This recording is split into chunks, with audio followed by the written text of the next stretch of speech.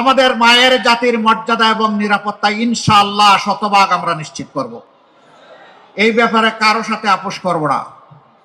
কিছু বেবুজ শীতের দিনে মাথা গরম করে এখন আমাদের মায়েদের প্রতি অশুভ আচরণ করে, এর বেশি আর আমি বলতে চাচ্ছি না, বেশি বললে কান্না আসে, মাদেরকে রক্তাক্তও করে। আমি ওদের প্রতি আহ্বান জানাই, তোমরা আগে তোমাদের নিজের মাকে সম্মান করতে শিখো,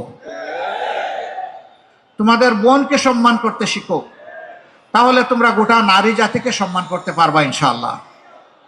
আফসোস তারাই আবার বলেন যে নারীদেরকে সম্মানিত করার জন্য ফ্যামিলি কার্ড দিবেন নারীদের হাতে।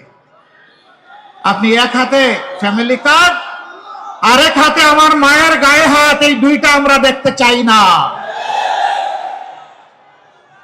মারা মিছিল করে আপনাদের কারো কাছে ফ্যামিলি কার্ড চায় না।